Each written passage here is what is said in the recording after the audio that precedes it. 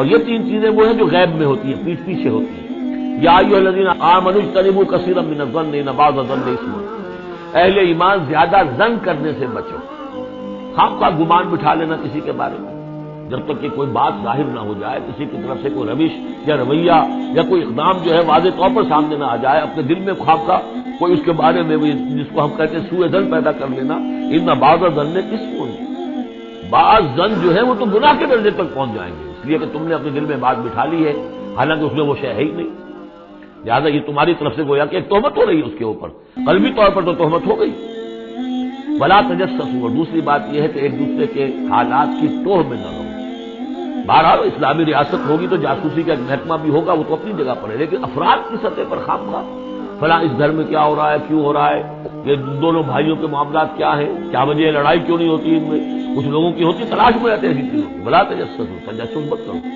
ولا یغتب بعضکم بعضا، اور تم میں سے کوئی دوسرے کی غیبت نہ کرے، کسی کے پیٹھ پیچھے غیر موجودگی میں اس کی کوئی برائی نہ بیان کرے،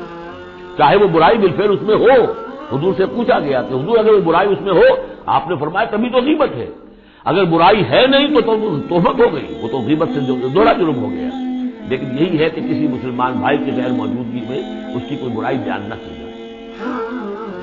ایحب احدکم ان یاکل لحم اخیہ میتا، کیا تم میں سے کوئی شخص اسے پسند کرے گا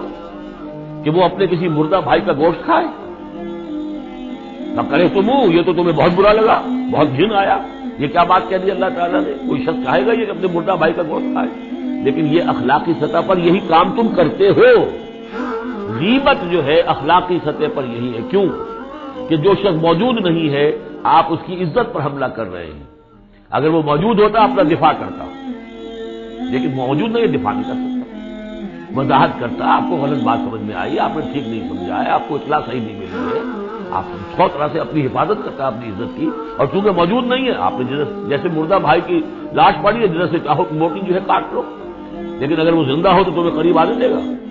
یہی ہے مثال۔ ایحب احدکم ان یاکل لحم اخیہ میتا فکرہتموہ واتقوا اللہ ان اللہ تواب الرحیم، اور اللہ کا تقوی اختیار کرو، اللہ تواب ہے، توبہ کا بہت قبول فرمانے والا، اور رحیم ہے، بہت رحم فرمانے والا۔